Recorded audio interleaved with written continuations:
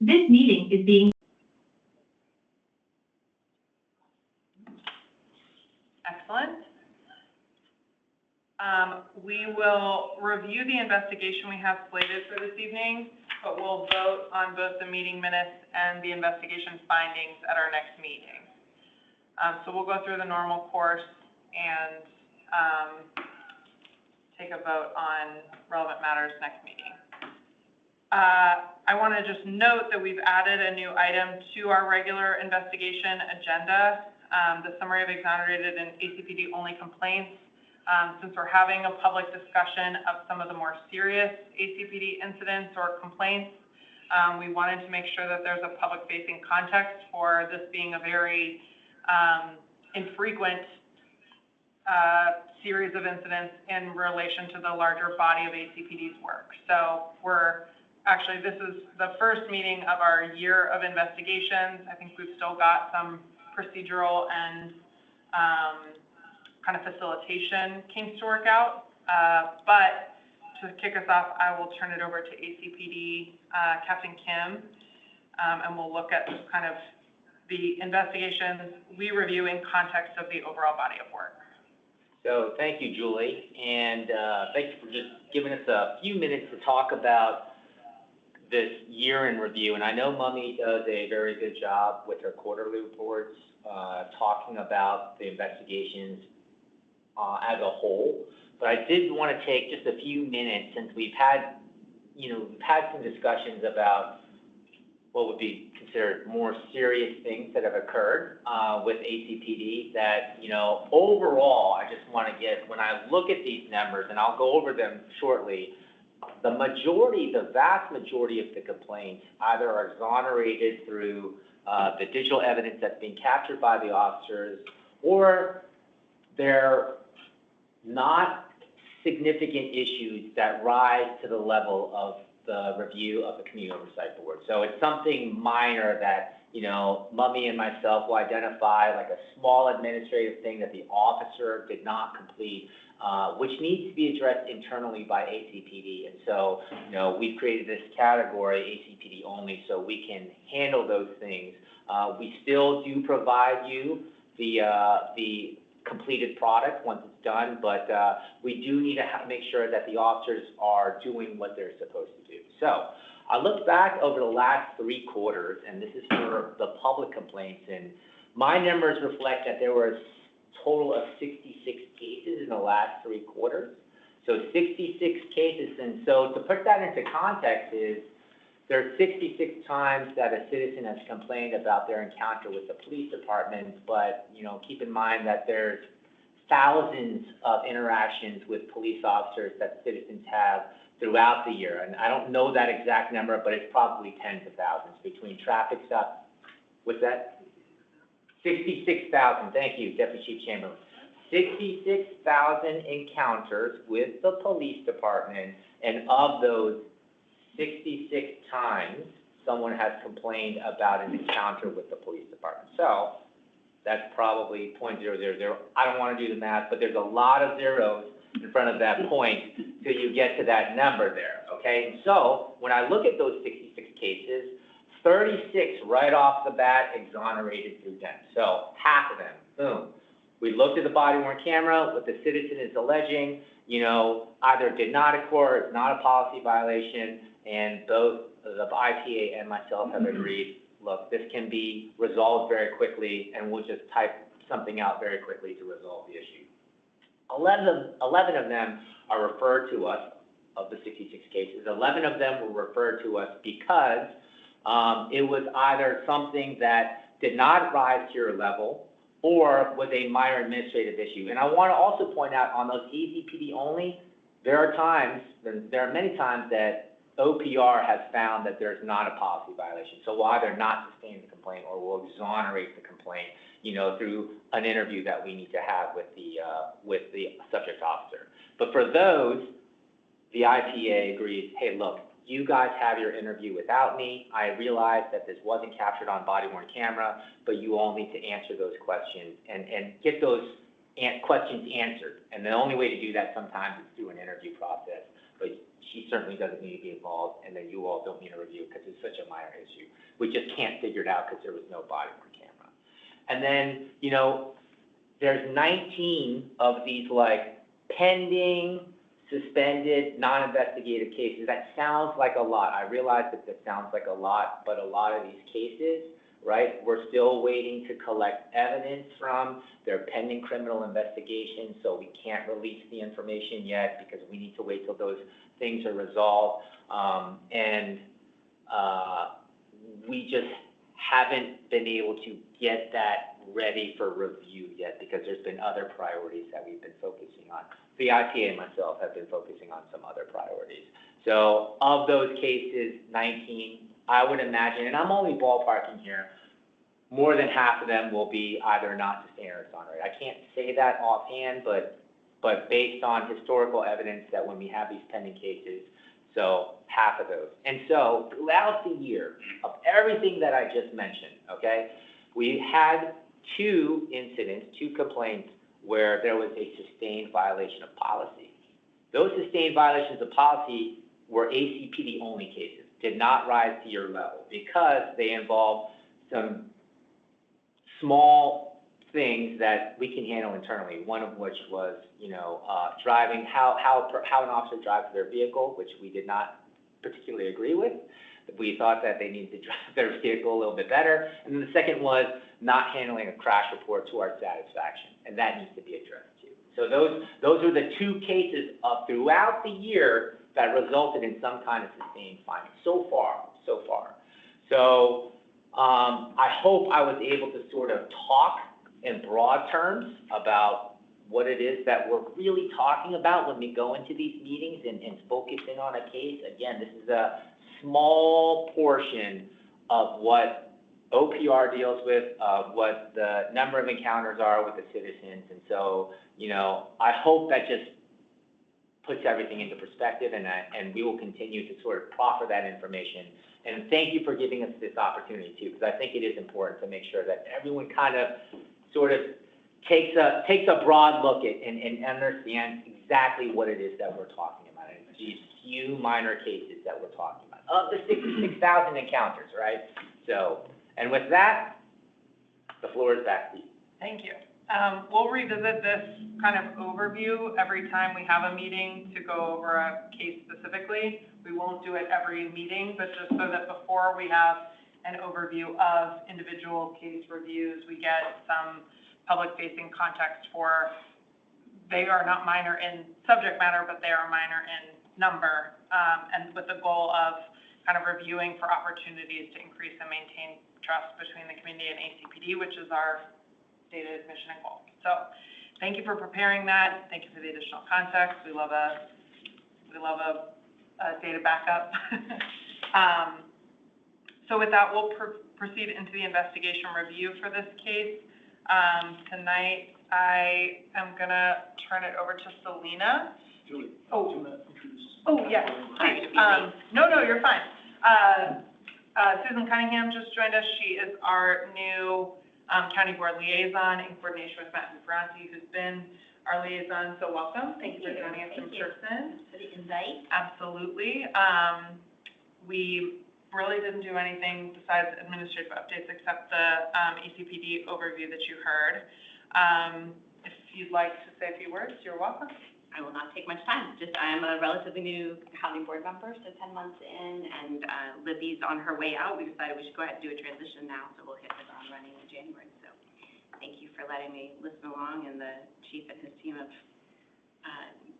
put up with me doing ride-alongs and that sort of thing. So I'll continue to keep learning and mucking into that in a couple of minutes. Yeah, thanks for joining us in person. We appreciate your time.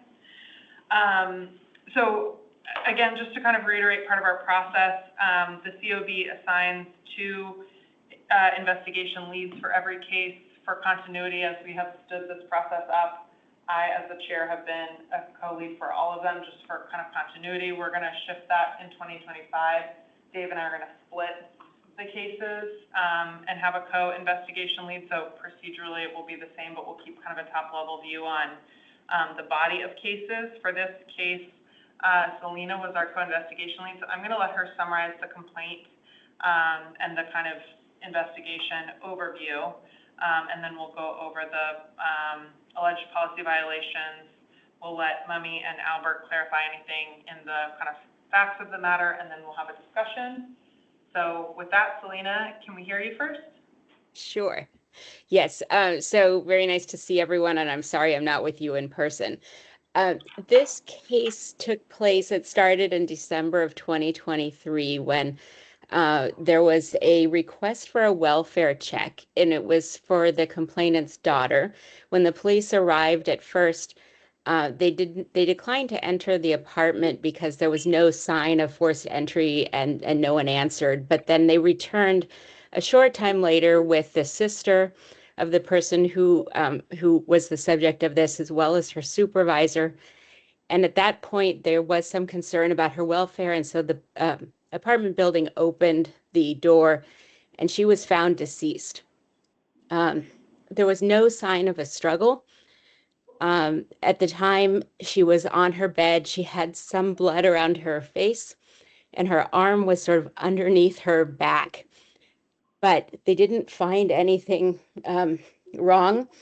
There was a suspicion of possible drug issues because she was a known drug abuser in the past. So the Office of the Chief Medical Examiner did take possession of the body to do the exam, because that would be typical in this case.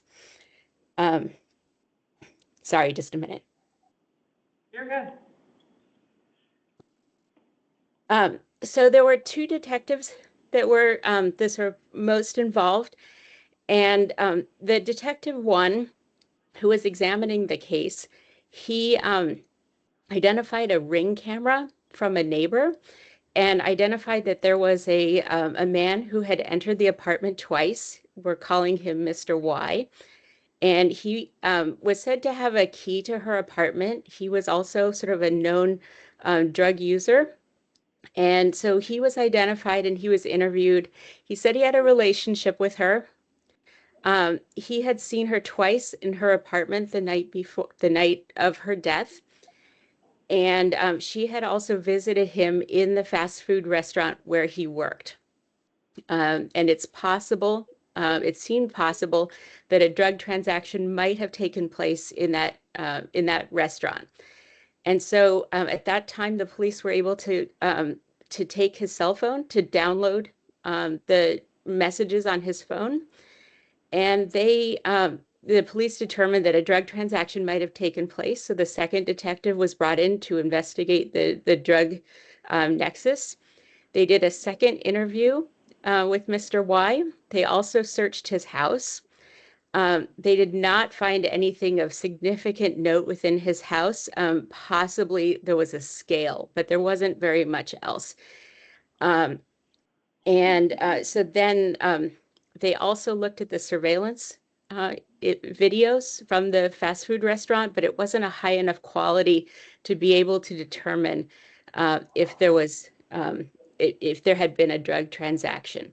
So at that point, the detectives did not think that they had probable cause to arrest Mr. Y. The only thing that they really didn't do was they didn't contact his probation officer. And that was because they didn't have probable cause and they didn't think that the probation officer would be able to offer any additional information. The Office of the Chief Medical Examiner determined that the cause of death was a drug overdose, and they didn't see any signs of anything else that might have happened to the body, such as a sexual assault.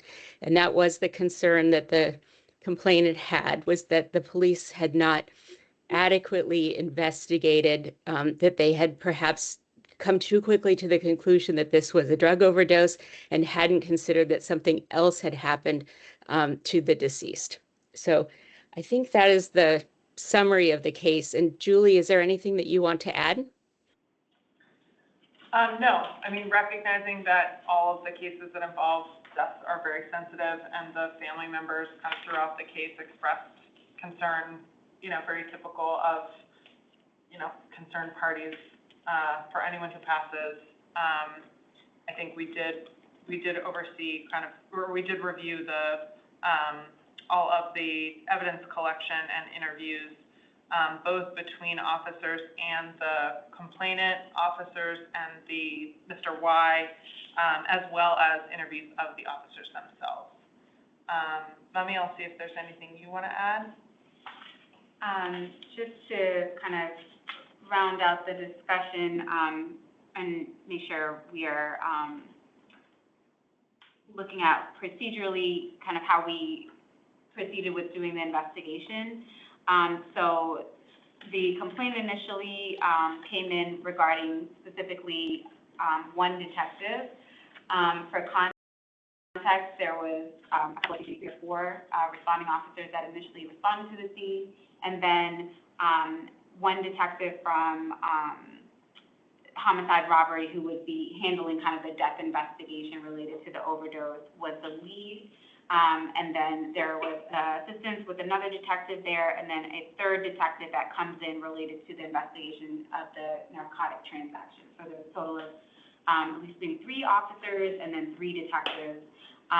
The subject of the complaint initially was the primary detective who led the death investigation, and so that's Detective 1. And then I just wanted to highlight that OPR did a more expansive, I believe, investigation, which I fully agreed with, in looking at both Detective 1 and Detective 3, that we're looking at if there were any potential missteps in both the death investigation as well as the narcotic investigation.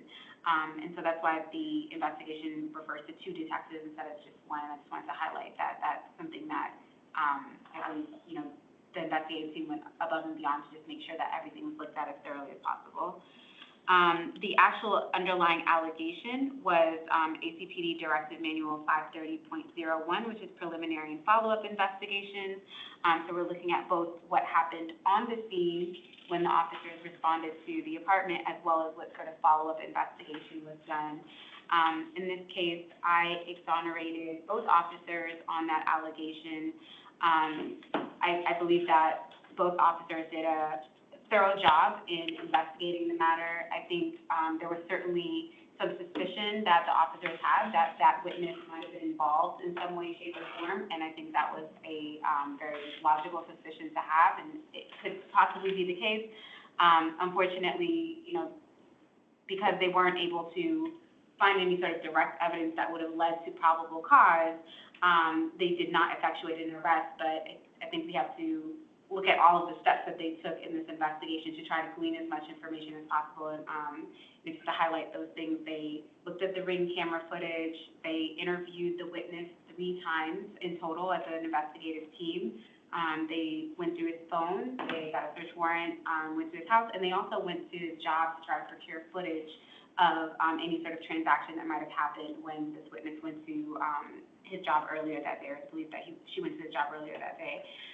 So going above and beyond to try to get anything that they possibly could to try to, directly connect. But I think it's just very difficult to connect transactions explicitly to someone unless you see them on video kind of giving the drugs to the person and then overdosing from that particular set of drugs, which is, I think, just a larger issue with having to investigate, the fentanyl crisis and overdose issues.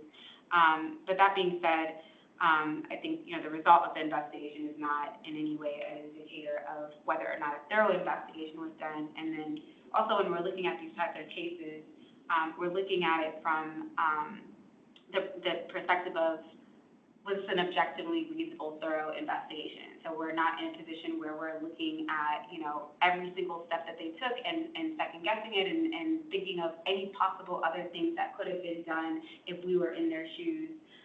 We're looking at what they did and whether that was objectively and reasonably thorough, and I believe that it was, and that's why I exonerated for both detectives. I don't really have any other specific, I didn't make any training recommendations or policy recommendations in this matter, but what I did say, just to highlight in the end, was that, this is something that we all know is a crisis that is not just impacting the county, but the nation as a whole. And so to the extent that we can continue to advocate as an oversight agency for resources to be given to ACPD and for, staffing to be filled in these regards where, investigations of this sort can continue onward, and even if, you're not able to find the connection in this case, if this is someone who is providing drugs in the community to other people, to continue to have resources to monitor and figure out the source of these drugs instead of only being able to deal with things on a case-by-case basis. And I don't know if the department has any comments about that, but I just wanted to highlight that to say, I think they took it as far as they could in this case. I guess my only regret is that we don't have more resources available to continue to, work on combating these overdose crises. And that's it. Thank you. Albert? As far as the investigation, I think you guys pretty much summed it up. Thank you so much, Selena and Mummy. I think that pretty much sums up. There's nothing that I want to add, but I just want to offer the floor. Okay. Yeah, so I agree 100%. I mean, fentanyl is, killing people all across the country. It affects every part of the population, and it is the number one focus and priority of our organized crime section. The truth is we still have positions throughout the agencies that are unfilled because we're still dealing with a significant staffing shortage. The good news is we are seeing some growth in the right direction. We are down to only 60 or 61 vacancies, which down to only, I don't know how I said that out loud, but it's progress, because right now we have 18 people in the academy. We really think we have an academy starts in January. I think it'll be 22, 25 people, which is a large class for us. So we're seeing positive movement in the right direction. We're really doubling down on our recruitment efforts. And my goal is to be able to start restaffing parts of the agency that have, every part of the agency took personnel cuts, because we were up to 70-some vacancies. So it has to be spread around, but I'm hoping that we can begin the process of restaffing this year. But, as far as fentanyl investigations and drug investigations, we do participate. We have our own investigators. We participate on task forces. We work regionally, because it's not just in Arlington. So it's important that we do all of the different things that we're doing. But I don't disagree with Mummy. If I had more folks that I could assign in that work, I certainly would. We're just sort of getting by right now. But I don't want it to come off like I'm saying it's not a priority, because it is. And because the number of people that have lost their lives to this drug are terrible, and the people pushing this poison in our community need to be held accountable, period. So I don't want it to come across like we're not working that. We are. But would I love to have more people in it? Sure, absolutely. And I share the staffing that I'm feeling like there's some growth in a positive direction. I hope it continues that way. I mean, this is the first year. I look back as far as 2018 or 2019, I forget which, and this is the first year we're going to end the year hiring more people than we lost. We've had years of -17, -10. This year, I think, is going to be plus 22 to 25. So, that's good. Yeah, I mean, I hope it continues. We have some laterals too. We just had 2 graduate the Option 5. Option 5 is, it used to be DCJS, the department that regulates law enforcement across the Commonwealth, did not differentiate somebody who'd been a cop for 10 years and was moving here. They had to go to the full police academy, and that's a turnoff. If you've been doing the job for 10 years, you don't want to go back and learn how to put handcuffs on people and things you've been doing a lot. So Virginia has now recognized this, and it's probably been around about a year and a half, but it's taken the 22-week police academy, and it can be done in like 7 weeks. And it really focuses on law and how things are in Virginia. And, we've had several people go through it, and the feedback's been very positive, and I'm hoping to see a lot more of that. But time will tell. Thank you. Just to clarify, you said number 1 priority for which department division? Organized crime section. Organized crime. It used to be called Vice, but now it's called Organized Crime Section. Got it. Thank you. Mm-hmm. So We can talk through or review the policy for preliminary and follow-up. We can also go over kind of the individual pieces of evidence that were collected. In general, Selena and I's recommendation was consistent with OPR and the IPA that both detectives did a thorough, complete review. So if the board has any questions. I'll just add that I thought there were a couple things that were really well done. The initial effort to get into the apartment, I thought was handled really well, because when you look at it initially, you say, God, why can't they just get in there? That because we know already what happened. That's so your thought process is, wow. But I thought the officer on the scene explained the criteria and handled it really well, because if the shoe's on the other foot, you don't want police breaking into your apartment. I mean, and they really thought it through. And then when they got additional information, he went through the criteria. He said, it's only been 12 hours. There's no indication that she has said she wants to harm herself. She doesn't have access to a weapon. And then they did learn, the sister then said something about that she had broken up with her boyfriend. They started learning more information. They accounted for that, and they went in. So I just thought they handled that really well. So I think the county should be really pleased with that. They handled the phone and did the digital forensics quickly on the phone. That was pretty impressive too. So I thought that was really nice to see.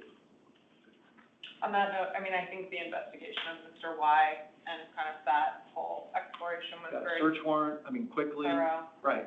And things could have been moved. I mean, there's only what evidence, the evidence is what it is. I mean,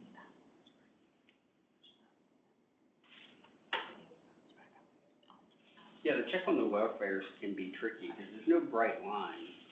And, it's really, you have to keep digging till you get to a place where we can explain, like, there's enough. But what is enough? So those are challenging. right. You don't want to overdo, but you certainly don't want to underdo either. Right. No, it's discretionary. I appreciate your time. Lisa, Anika, Jim? No clarifications? Charles, any clarifications or questions from you?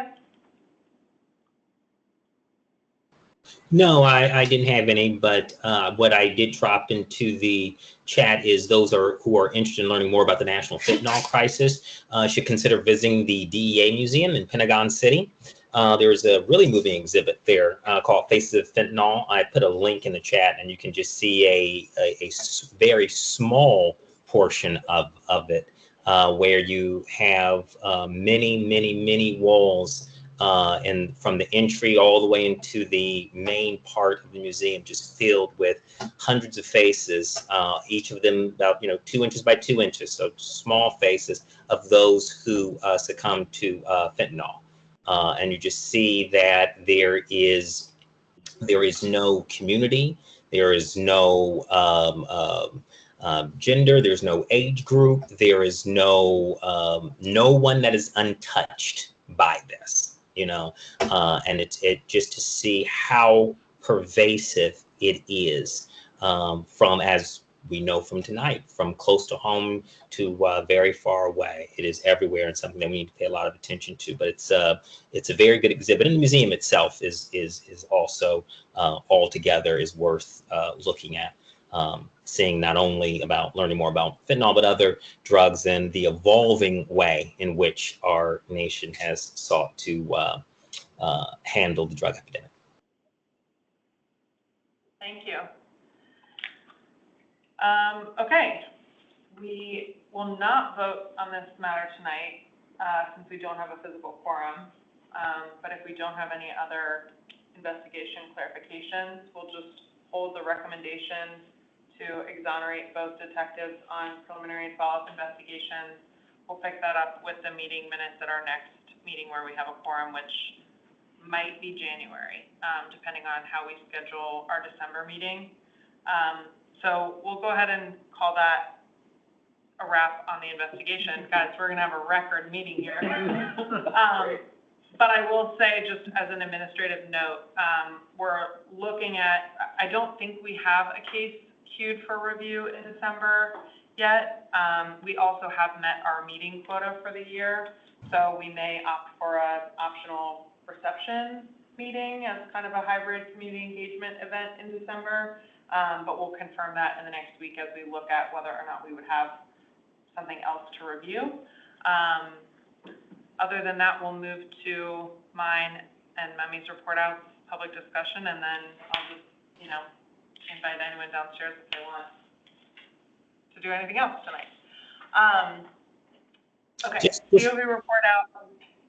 Charles? Just out of curiosity, I know we can't take a binding vote, but should we take like an advisory vote, just in some way where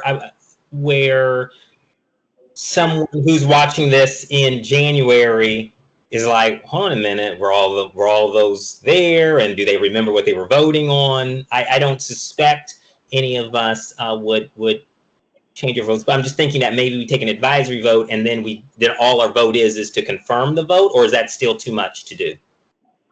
Charles, that's a great idea. I think that's a good idea too. Procedurally, we will do the same thing. Do I hear a motion to adopt Selena and I's recommendation? I so move. Second? All in favor, aye? As an advisory vote. As an advisory vote, Yes, and we'll take the official vote. Charles at the and next meeting. Selena are both indicating yay. No nays, no abstentions. Wonderful. Okay, we will placehold that and we will do an official vote. But for anyone watching this later, that is our placeholder vote. Okay, with that, my report out is fairly short. We still have 2 vacancies on the COB. We are currently 7 of 9 intended positions. We're missing a voting member and a compatriot for our True Blue loyal gym non-voting member. We welcome people to apply. I think we have at least 1 applicant in process, but not any official positions yet. And then I'll let Memi report out on the staff vacancy for our senior management and policy analyst. The meeting next month was my other administrative note. I will coordinate with the COB and we'll make sure we've got a lot of notice for the community about whether or not we'll hold an official meeting in December or a hybrid community engagement event. Other than that, we released our first report to ACPD. They're in their review period for, we're catching up on the administrative backlog. So for, again, the community's benefit, we were under a lot of pressure to get through the backlog of 2023 cases. And so we had multiple meetings per month to get through that. We didn't have enough context to develop a report. So now we have our report format finalized, and we'll start releasing the other reports. And then those will go up on the COB website with any written response from Chief Penn. So we'll look to release those in the coming months so that we can administratively get caught up. And then hopefully in 2025, our policy will be to release our report to ACPD within 30 days of the meeting so that we don't end up with a backlog queue where reports go up and it's hard to link them. So you guys will see the rest of those for y'all's review. And then we're also looking to develop a set of kind of visual slides to kind of focus our discussion on the specific kind of officer and policy allegations to kind of guide as we're learning how to review these cases and what information, to cover and how to review the specific allegations. So I'll preview those with the board, OPR and ACPD before we go to that change. But just as we've gotten through a year, I think I've gotten some feedback both from members of the COB, ACPD, OPR, and members of the public. So we'll look to kind of keep administratively maturing our process into year 2. So thank you all for your time and all of the kind of work that's gone into getting to this point. It's a lot of information to review, and it's a lot of very different kinds of cases. So with that, I really appreciate the time that ACPD has given us to inform some of those updates and suggestions from the board, and obviously Memi's ongoing dedicated work. So on that note, IPA report out. Thank you. Just as a note on the applications for COB members, We are receiving those on a rolling basis, so we'll continue to review as we get them, but right now we'll try to just get through the applications that we have received and see if we have some ability to onboard people as soon as possible to fill those positions. Related to the senior management analyst position, so I learned something this week, which is that apparently the default is for these job postings to only go out for a week. And so the reason why it is the link for the job application is currently inactive is because it went out on November 1st and then went inactive a week later. I am waiting to hear back from our HR liaison on how many applications were received in total and then how many of them met the minimum qualifications. But I will probably be, based on that information, yeah, it could go either way, but more than likely I will extend it and put it back out there for people to apply. But as soon as that is back up, I will make sure that information is, given to everyone. Maybe we'll send out some sort of information on Gov delivery for those who are subscribed to our page, and we'll go from there. But it's still the goal to try to get those applications in and hopefully start the hiring process before the end of the year. So that is the update on that. The other thing that also recently went out is an RFP for traffic data analysis. I just wanted to make sure that that was highlighted as well. We were graciously given money from the county board to do data analysis related to ACPD traffic data. So I'm working with ACPD to help select a consultant that will first come up with a baseline kind of for this analysis of how we're going to look at traffic data and what our kind of quantitative factors are going to be in terms of looking for any sort of trends, patterns, disparate impact, things of that nature. It is my understanding that that process will probably take a couple of months to orchestrate, but it has been, the RFP has been released, so people are now able to apply for it. And then myself, as well as a representative from ACPD, will sit on a panel and review the applications. And then Captain Kidd looks so excited to be on this panel. And then we'll move forward with working with whoever is selected from the RFP process. I just wanted to make sure that you all were aware that that loop has finally been closed and that process is underway. So I will update you all as we start to receive applications and let you know how that's looking. Wonderful. Thank you. I do see we have a few members of the public in the queue. We'll open a public comment period. We didn't receive any requests for public comment, so if anyone wants to add something, we'll give you 2 minutes each. Please raise your hand using the Teams interface if you have any public comments you'd like to contribute.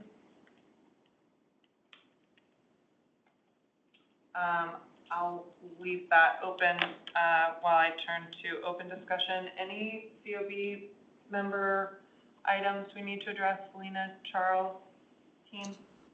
Mami, it's funny that you mentioned the 1 week default and that we have a board member joining us, and welcome joining us. I noticed that on a number of other options, that were going out, and it may be worth running up the poll if that default could be moved to 2 weeks. I don't know, but in this town where we're used to seeing government postings, when you see 1 week, that generally is a signal that a decision has been made and they're doing something perfunctorily.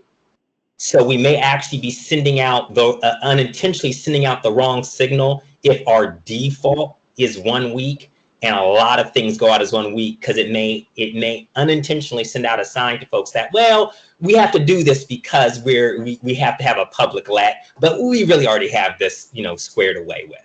I'm just putting it out there. Others may come to a different conclusion, but this is something that I thought that I was crazy about, and I've heard other people say the same thing, and I was like, maybe there's something there. So there you go. Thank you, Charles. Okay, if there's no other input, since we didn't get to all of our agenda items, I would hear a motion to adjourn in record time. I'll move to adjourn. Second, Second? all in favor? Wonderful. You want to let your other board liaison know how powerful. I would like to note that there may be a correlation between a liaison being here in person and the overall efficiency of the meeting. So we celebrated Susan for her immediate impact. Thank you. Thank you. Thank you, guys. 40 minutes. I know. Bye. Bye-bye.